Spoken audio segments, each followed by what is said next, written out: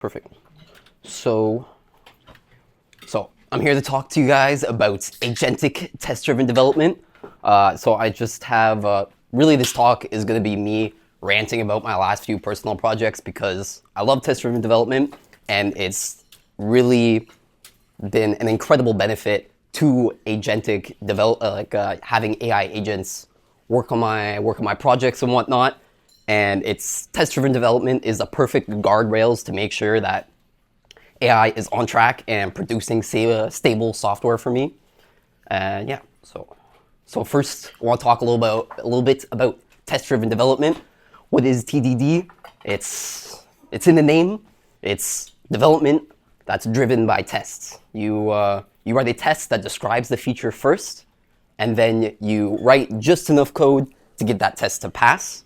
And then you can refactor after that. And if you want to add any other features, you first think about how would I add this feature, or how would I test that this feature is functioning or not. And then you add that test. You see the test is failing, and you write just enough code to get that new feature to be implemented and tested.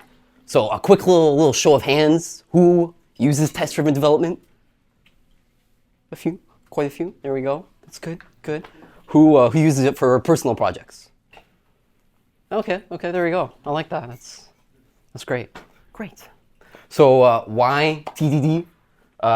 It ensures your features have full test coverage, because if a feature is not defined in a test, you can't rely on that feature to not regress without you knowing. So having all of your features completely defined in tests makes you 100% sure that all of the features that you want to be there are going to be there. It also ensures minimal bloat. You only have to write enough software to get the test to pass. If the application that you're writing doesn't fulfill some need, but all the tests are passing, then you haven't properly described some functionality or feature that you want in tests. And it also forces you to write your code in a very testable manner. This really ends up having your code be decoupled, which is also very nice. Really great to have much more maintainable, modular, and decoupled systems. Really nice. And also fearless refactoring. I've never felt more comfortable destroying my entire code base and starting from scratch thanks to TDD, because I know the whole behavior has been defined in tests. So I know if any little piece of behavior is missing from my application after I'm refactoring, I have my tests to fall back on. It's so incredible. I also have a few other ones. Dopamine. I love to see that wall of green. It's like it makes writing code like gamified. You know, I'm trying to. It's like solving a little puzzle to get that next little test to pass without breaking anything else. It just kind of makes it fun. I don't know, not to everybody, but that's a big thing for me. And also self-documenting code bases. I'll show you an example of what I mean by that. But now your tests describe how the application should behave. And so writing tests is essentially also writing documentation, because now you can just go look at the test and see how that application under test is expected to behave. Yeah, so the first project I'm going to talk about is a Neovim plugin I wrote for myself. It's I've probably ranted to you guys about it before. This has completely replaced ChatGPT for me. I never have to go to a web browser to go chat with AI. I only use my plugin now. And of course, I wrote it using TDD, and then threw an agent at it, and it gave me 30 more features that I didn't have time to write. So I absolutely love this. Yeah, so I'm gonna jump into that code base and show you what I mean with like all the things I was mentioning before. I have a makefile where the default target is running the tests, and you see that wall of green. It's so nice. And minimal bloat. This application is written in Vim script, tested in Lua. It's 700 lines of Vim script, and it does all of these incredible features here. And so to give you guys an idea of what this like plugin does or whatnot, I'm already in Neovim. I can highlight some text. I can pass it to, so this like : AI, like, you know, if you guys know, like In Vim, you can :WQ to quit. Like those are EX commands. So the whole plugin is pretty much providing this EX command that you can use to interact with AI. And so I can highlight some text. I can pass it to this command. I'll pass a bang to create a new chat and ask it something. What is this?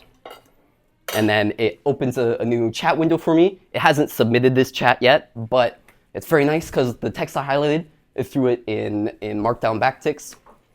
And if this was like a specific file, like if it was Lua or C or whatnot, it would also populate the file type so that your Neovim highlighting, your colors are super pretty. And yeah, so I can just hit enter, and now this goes and requests a response from AI. I currently have a bug that's not properly described in a test yet. I need to write a test for that, but since I don't have a test for that, the bug is there and test still passed. So I just have a bug every now and then. I need to resend it, but this isn't in production. I'm not too worried. This is for my personal use. And so as you see, it wrote, hit the Copilot API, and yeah. And so all of these, these tests, they document themselves. AI bang creates a new empty chat. It reuses the last chat window. AI bang with a prompt accepts the prompt as an argument. Like I can just ask, this is a new prompt, and it gets sent to the chat. It reuses the same chat. And if I do it with a bang, it will be a new chat and whatnot. And then I've got every single feature like tab completion here. I have tests for every single one of these cases, and I really love this plugin. I'm able to choose all of my models. I'm able to send Neovim errors to my chat to help me debug, work on the plugin with AI. And I've got some cleaning. I'm able to search through all my previous chats for some specific functionality. I'm able to get a list of all the chats. I'm able to get the log. I'm able to choose my specific model. I love this plugin. Yeah. So let me get back to here. And so here, let me jump into the tests actually. So what I have done for this project, I'm just going to jump to the bottom to look at some tests. So each test is so small, so easily to grasp and get your head around. I'm really happy with how I've done it because so this AI here, this is like an end-to-end test technically because it's how the user would be using this tool. I'm testing it from the complete outside, and that's so most of the time when I've been doing test-driven development for this project, I really want to have tests that don't know too much about the internals of the application so that I can change the internals more freely without having to change the tests again. Because I know people, that's something people don't really like about test-driven development is that they feel like, oh, I have to rewrite my tests every 5 seconds or whatnot. But if you really kind of zoom your tests out to have kind of the user experience in mind and not just, oh, this function should return this exact thing in this exact way. So I have most of my tests are kind of high-level tests like that. But if I have some specific component that I know I'm not going to need to refactor or change in any way, I'll have tighter unit tests around that. For parsing specific data or whatnot, I'm that data coming in is not going to be different in a different format from say the API or whatnot. So I'd have more tight unit testing in that situation. So that is a bit about that project. And so something again, refactoring, test-driven development makes refactoring so easy. I initially wrote this plugin the plugin is written in VimScript, and VimScript doesn't have great support for asynchronous programming. And since the whole task of the plugin is to just do some network, curl, hit some HTTP endpoint to send the chat context and get chat back and stream chat back, it was very clunky at the start when I did have it be solely synchronous, because I would hit enter on my chat submission and Neovim would freeze and wait until the chat like all of the chat came back, and you can see how that's not very user friendly. So I had to rework I had to refactor the whole application to be done asynchronously so that it would be streamed to my chat instead of me having to wait to be able to use my editor again. And TDD made this a breeze. It made it so that all of the systems not related to streaming, all of those tests were passing the whole time during refactoring. And anytime something broke, or like the only tests I had to rewrite were the tests that kind of knew too much about the internals of a specific area. Those were the tests that broke. So that's why I really like trying to keep my tests at like the user perspective, like the end user case. And so it definitely gave me a new appreciation for Lua, because Lua does async a lot nicer than VimScript, but I still love me some VimScript. All right, and so now let's get into some agentic TDD. So I had already set up a lot of these guardrails with these tests, and then I had like a huge list of to-dos. Like at this specific, I have a specific like point in the code base. Oh, whoops.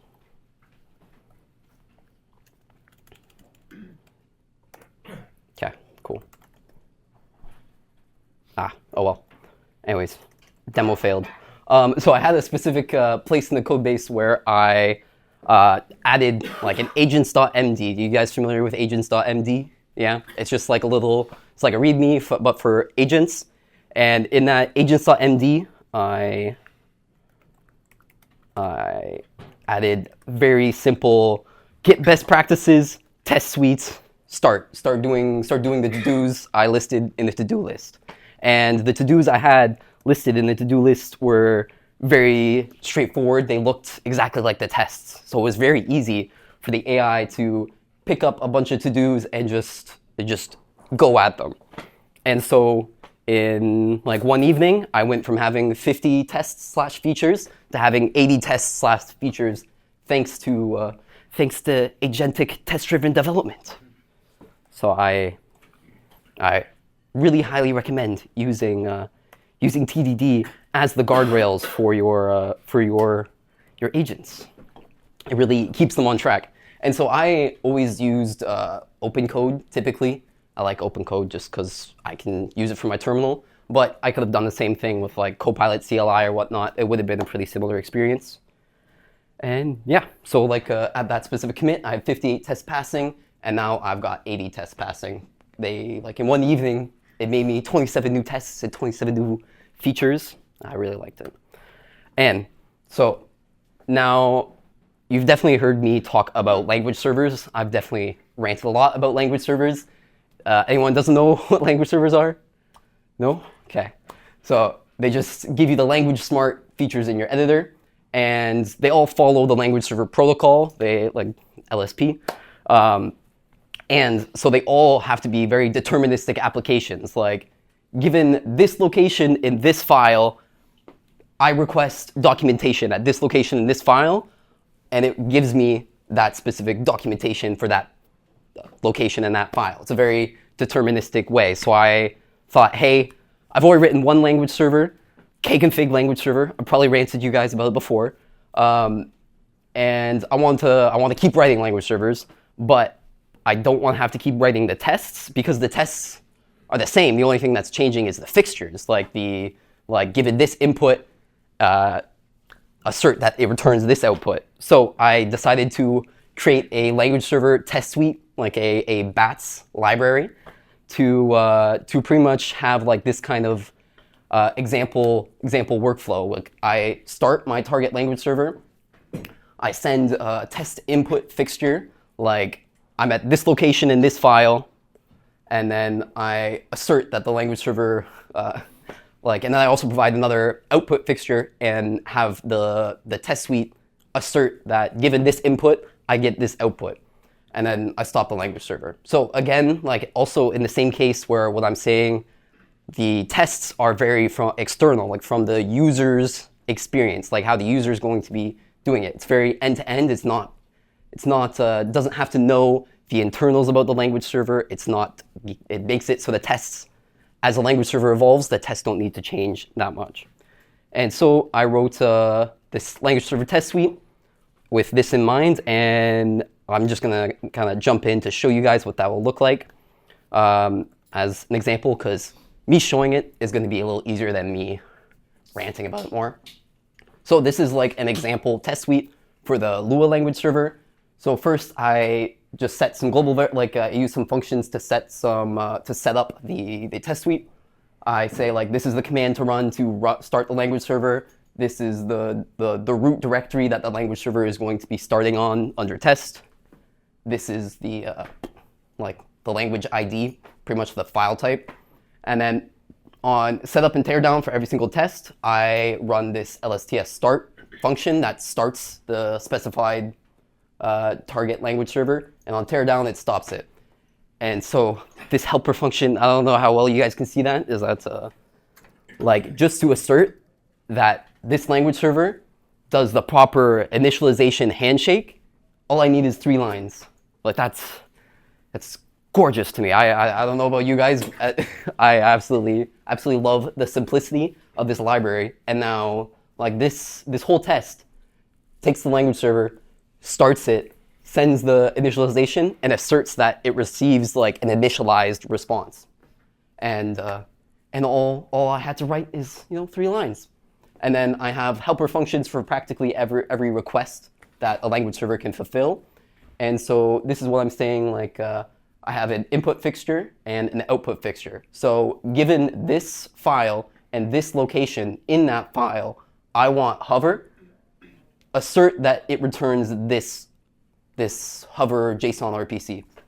And so now it's very easy for me to define the complete behavior of a language server with all of these helper functions.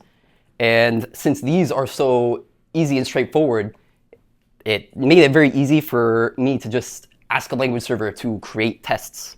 And the tests are so simple that it's very easy to catch if the language server went off and did something dumb and just threw some slop in there, because like all of the tests should be super simple and should look super simple. So, and also something to note I like about the LSTS. So it's a single file library inspired by some other single file scripts like CQFD or Kukinia. And so it's about like 500 lines of code. It's very simple dependency to add to your language server. It also supports snapshot fixture generation. Do you guys know what snapshot testing is? No? Okay. I'll get to that in a second. But and it's also got seamless integration with your editor. Like I go in, I ask for hover. Oh, whoops. That didn't happen. No, that didn't happen either. Never mind. It doesn't have seamless integration with my editor. I'm just gonna move past that part. And yeah.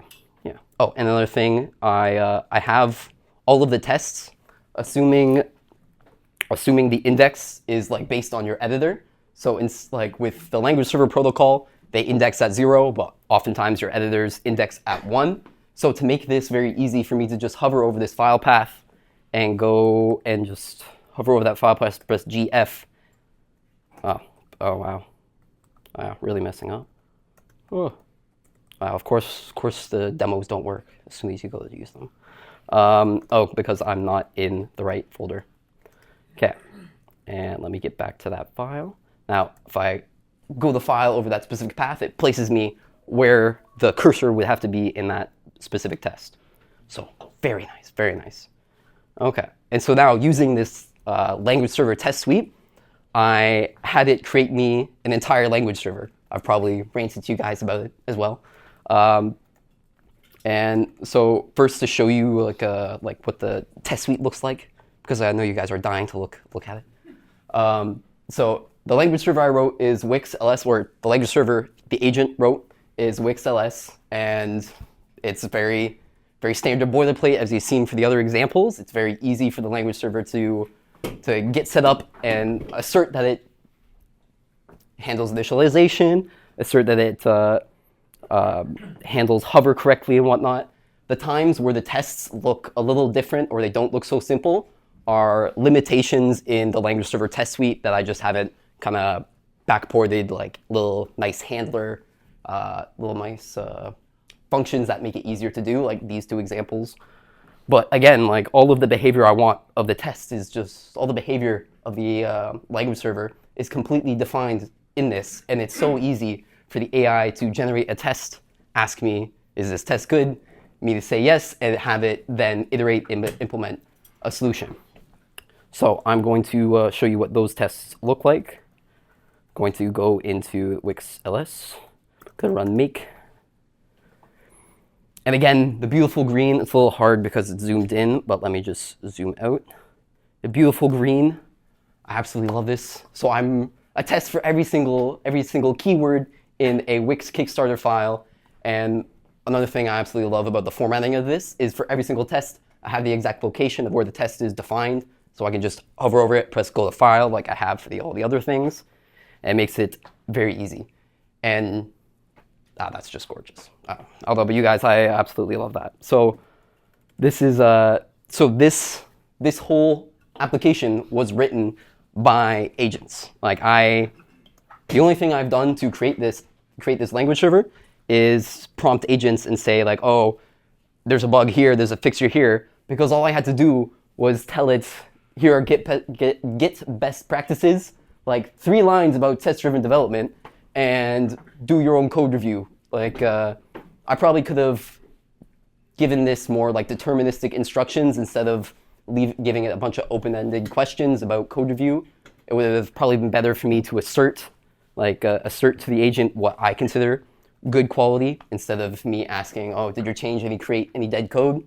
I could have say like, validate that your change did not create any dead code, but still very, very minimal scaffolding. Yeah. That's agent.md or is it CO? This is agent.md. Yeah, like with test-driven development, it makes it very easy to have your AI agent do a lot, even with minimal like AI scaffolding, like minimal skills, minimal MCP or whatnot. Like it just needs to be able to run make, and it runs all of my tests. So these and here, let me also demo this this language server so you guys get a feel of what it's actually doing.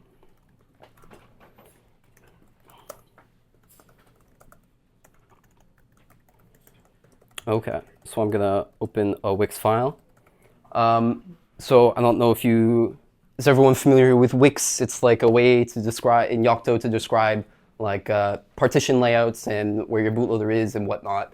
And so my language server gives you your editor, language smart, just language smarts about interacting with this. Like I hover over the bootloader, I get the bootloader documentation from the Yocto docs repo. And so the documentation should work for everything. ptable, timeout, part, bootload, mount point, source, boot image EFI, source params. So everything you could want, we have it. And also something that has really felt very kind of abstract to a lot of people when they're getting started learning Wix Kickstarter files is that not everyone understands right away that that your source, like the source is just a plugin. It's just a Python script. So I added functionality like go to definition for here, so I can go to definition there, and it brings me to the Python script that describes that source. So now I can see how the rest of these arguments that are being provided, like how this is getting parsed inside the plugin for that. And I also have completion. Oh, sorry, completion. So for like intelligent completion, like after a source, it only does this. And again, all of these features were the minimal AI scaffolding, the agents.md, and then me saying, I want this feature, I want that feature, hover over this doesn't work correctly, hover over that isn't working correctly. And it writes the test, it creates the test fixtures, and it just worked. It created, the majority of this application was created in in an evening or two because the AI agent was able to stay within its guardrails using test-driven development. And yeah, so also I mentioned snapshot testing. So say So what snapshot testing is, like I have all my input fixtures and my output fixtures, but say the specific language server under test, the documentation that it spits out, like say this wasn't my project or someone else's project using this, and they changed like some specific output gets sent out for some specific thing, and now the fixture is broken for some tests.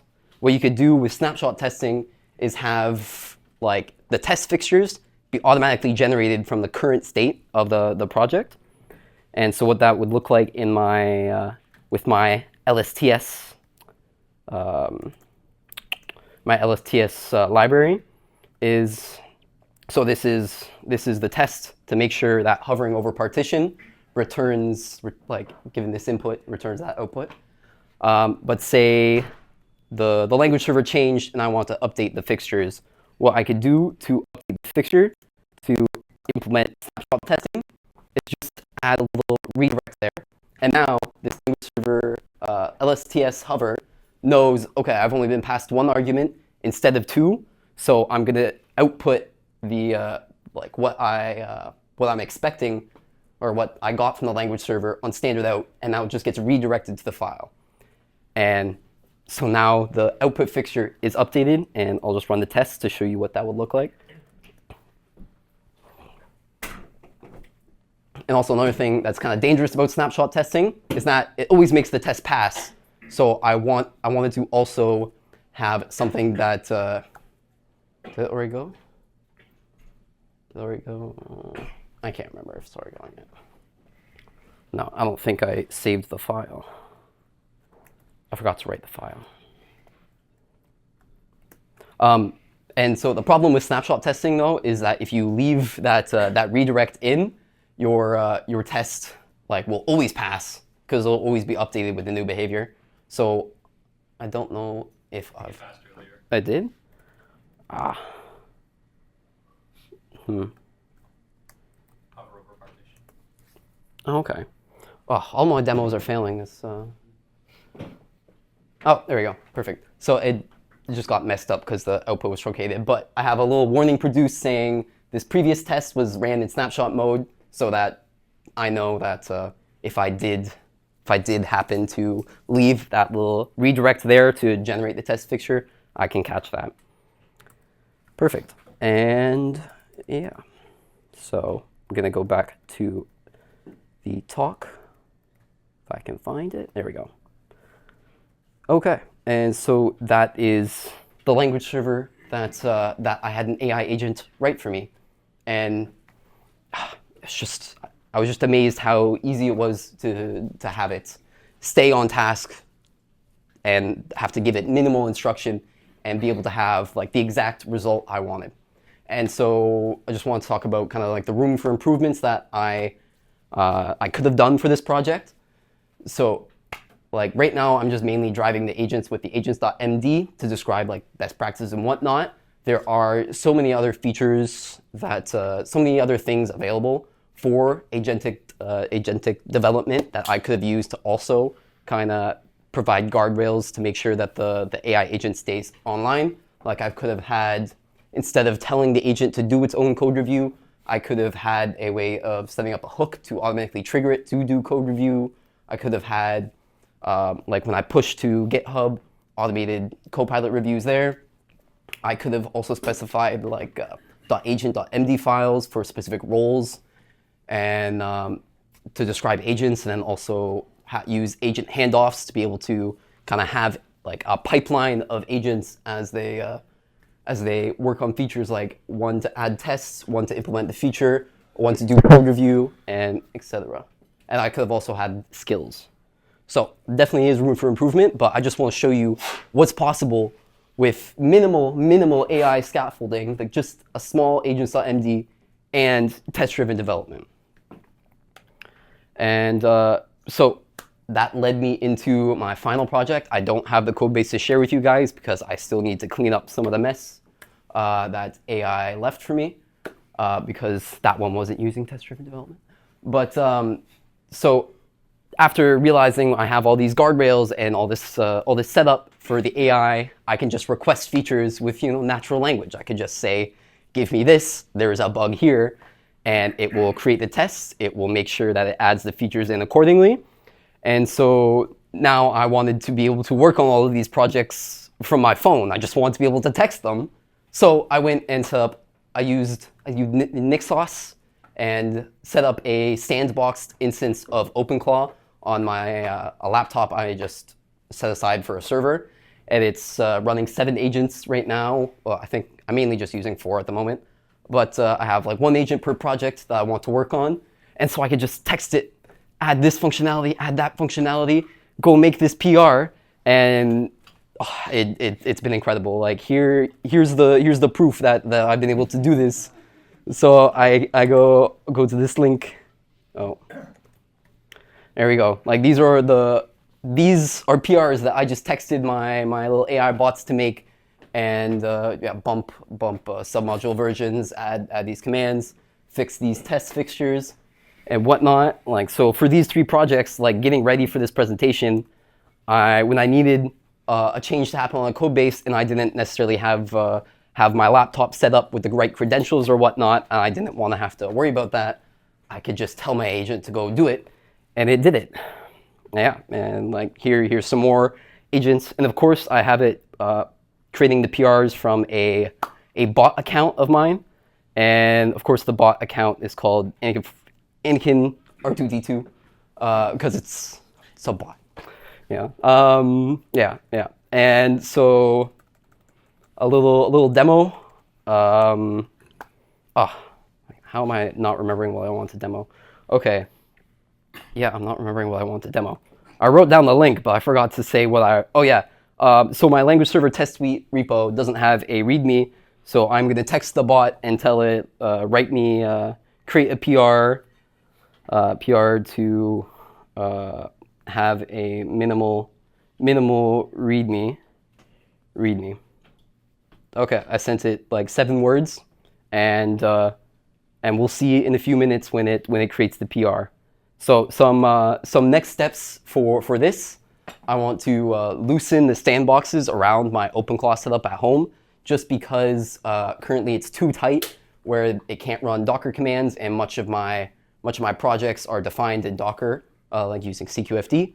And but I think that's a good problem to have, that the security is too strict instead of the other way around. It's like I'd rather be loosening the security for that instead of having to have the opposite issue of realizing that the security wasn't tight enough and it was doing too much. So, and then another thing I want to add that I'm gonna also have just text to add.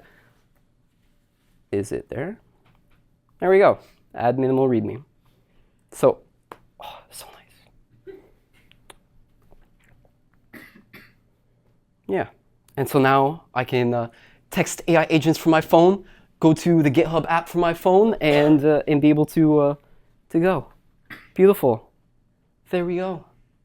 Oh, so incredible. And then some other things I wanted to add to my to these bots I've got set up at home are manually triggering CI, because I'm petrified of prompt injection. I don't trust my agents. I don't want them to like have access to things. I don't want them to be able to run CI on any PR that they have. So I want to set up like manually triggered CI so that I have to like approve their CI to run and whatnot, because I also don't trust them to just say, oh yeah, all the tests pass. I need another form of validation, and then and it'll also be great to have it iterate on its or like see that its PR's CI failed, and it can iterate there through test-driven development as well. And then also the next thing I want to add is like domain and route firewalling, so that it only ever accesses github.com/Anakin4747 or the same Anakin4747 R2D2. Because most of the time I have like these projects, their dependencies are submodules, so most of the context it needs is already available in the code base, and I want to like, prevent excessive web fetching for not much, for those specific things. So those are all my personal projects lately. I think they're super cool. I think they're super impressive. AI agents are mind-blowing, and any questions? Yeah. Oh, sorry. Sorry. Yeah.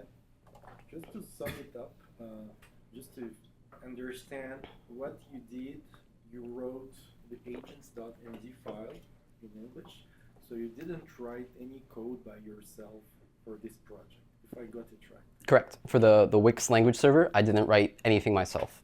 But still, as we saw in the agents.md file, it's written in English, of course, but you have to be very specific. So Yeah, I had to. someone who doesn't have any idea about these applications won't be able to write such a precise file. So probably the agents will just produce some big mess Yeah. if you are not very, if you don't tell exactly what you need. Exactly, I completely It's agree. an important point. Oh yeah. Highlight. Oh yeah, I completely agree. Like I feel like many people nowadays feel like they're not like reviewing the code the AI generates, and people don't respect code quality as much now. But code quality is like just as important as ever, especially because how much like these AI agents want to like vomit all over your code base and whatnot. So Yeah, because if you listen to what people say, these big companies, it's almost like you just prompt, just please design me a complete ERP, yeah. and by magic, I'm going to have something like Odoo at the end of the day. Yeah. Doesn't work. Yeah. And again, like these are pretty small projects. Like Yeah. these are pretty small projects, but I definitely think test-driven development is the way to go anytime you want Sure. like deterministic, stable software. Yeah, but then just the last question. Do you use test-driven development for any projects here at the Savoir-faire Linux? I keep wanting to push and pressure people more to be using test-driven development because I live and die by it now, but I don't want to be too imposing, you know. So yeah. Any other questions? Yeah. Yeah.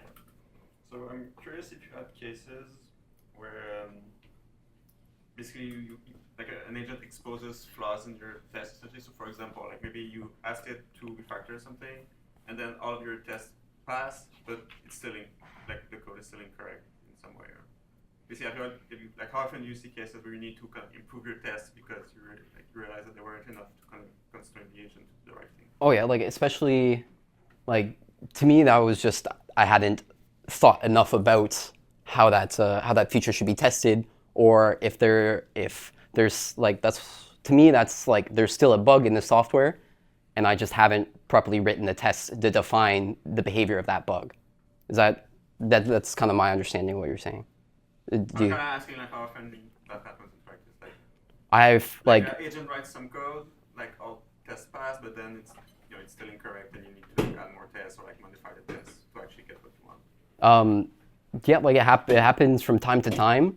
I had that happen more often with my AI.mvim, like my Neovim plugin, a lot more than the Wix language server, just because with the Wix language server, the tests and the test library just makes it very easy and deterministic.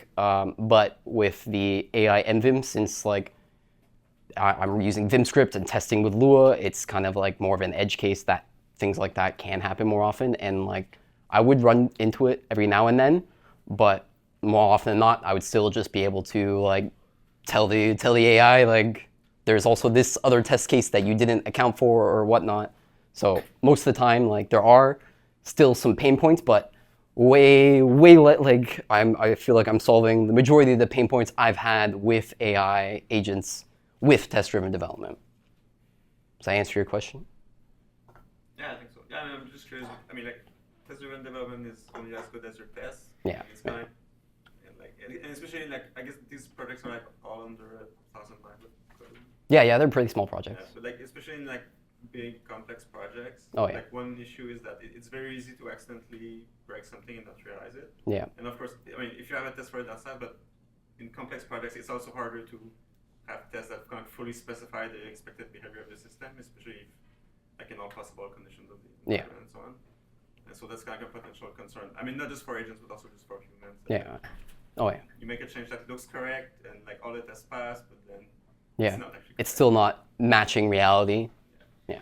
I'm Oh, just yeah. curious if you have an experience with that, and maybe like Yeah. thoughts on how to Yeah, that definitely has happened, but most of the time I'm still able to like inform the agent about that, and then it's able to add a specific test to catch that. But again, they're small code bases. But also, I want them to be small code bases. I don't want bloat. I want them to be lean and trim and have minimal complexity. So that's also another thing I had in mind when designing these. Yeah. To complete, is there a methodology to create tests, ranking tests, or is it organic and you just think about a test, you add it, and think about another one, you add it, and at the end you have 100 tests, but it's all chaotic. Perhaps is there a methodology to keep organized tests? So for me, like, a big project. these projects are small, and I want to keep them small. So I haven't been able to. I just haven't got around to doing this with a massive project. I can't say many of my personal projects are massive projects. So I haven't had to necessarily follow any specific methodology. I highly recommend going and learning more about test-driven development. I've really had like a much more organic approach to test-driven development. Like, I haven't necessarily gone and read textbook after textbook about test-driven development. I do want to, and now I've got so much free time because now I can just text my agents instead of actually having to go and work on them. But it's been very organic for me to add it. And now with just the few lines in my agents.md saying to use test-driven development, most of the time I don't have to explicitly ask for the test first and whatnot. I just describe the feature I want. It knows to write the test first. It knows to do the implementation after, and it knows to code review itself. So most of the time the features are just I'm organically, like, I notice this bug. It knows to add a test to capture that bug and then proceed. Yeah. Do you have like a skill precise for TDD? That is definitely something, like, that is what I was like saying, like, kind of the current like room for improvements. I don't, like, I've done minimal scaffolding, and I really just wanted to emphasize like TDD plus minimal AI scaffolding, like just combining TDD with AI agents is really game changing, and it's made it so that even with minimal scaffolding, I'm able to achieve so much. So there's definitely room for improvement. There's definitely all these things I could have been doing better to have like even stronger guardrails. Like, I'm assuming if these AI agents get much more expensive in the future, I'll want to have maybe more fine-grained control to make sure that it doesn't go off in circles or whatnot. So yeah. Yeah. So you said the only guardrail you have is in agent.md, right, to ensure you get TDD? Yeah. Like the only scaffolding I have for these projects I've shown are. So I assume that you don't get the results that. Pardon? You don't get perfect results in one round. So usually you need to go a few rounds with AI to get the results that satisfy you. Typically for these projects, again, since they're just so simple, it's been really easy for it to like one-shot many of the things, like, because it's so easy for it to add the test, run the test, see the test failing, add the feature, see the test pass. So it's like having it be able to like have it clearly defined what success and failure looks like is really helps it not go off in circles. Of course, it does go off in circles, like that's, but the TDD has really helped constrain it.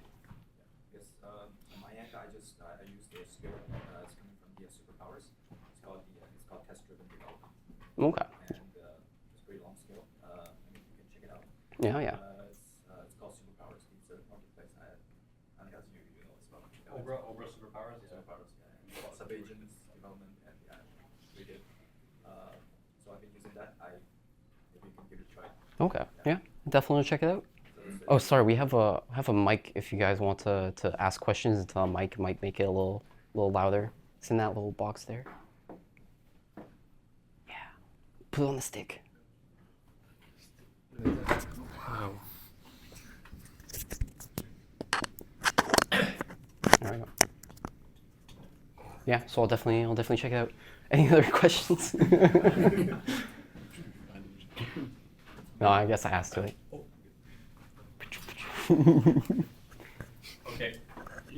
I was just wondering. So yeah, test-driven development's great. What do you think about behavior-driven development Behavior-driven in development? conjunction with test-driven development? Do you care to enlighten me? I guess I'm not outright familiar with behavior-driven development. Like, So I'm loosely familiar with it, but I think a framework that we've used in the past is Gherkin or Cucumber. And I have to say, you write features in natural language, but with keywords.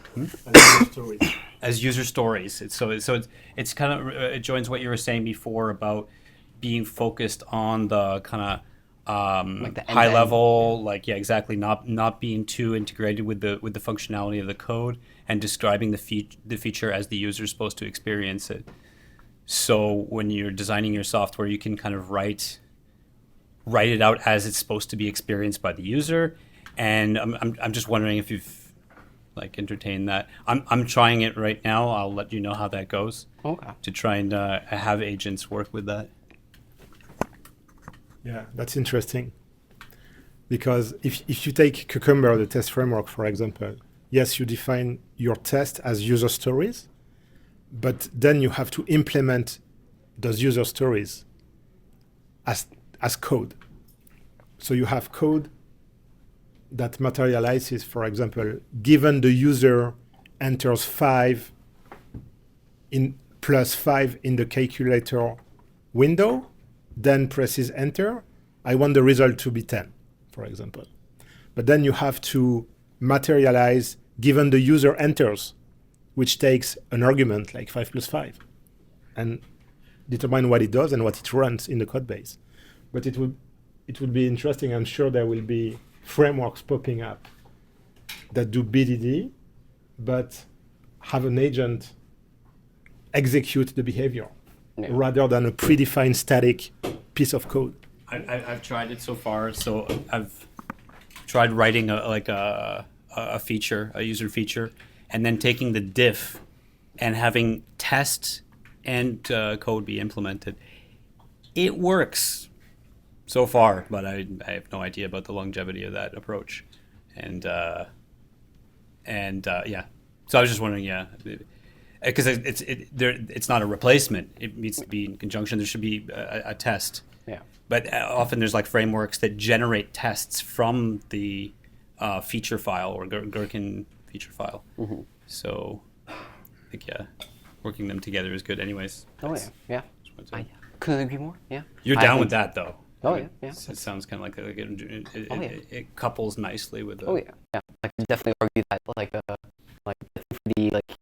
the AI edit plugin I had, I'd really say that the each test is really fairly human readable and fairly like the end user experience. It So like looks I really that. Like looking at those tests. Yeah. yeah. Perfect. Thank you. Any other questions? All right. Thank you guys so much.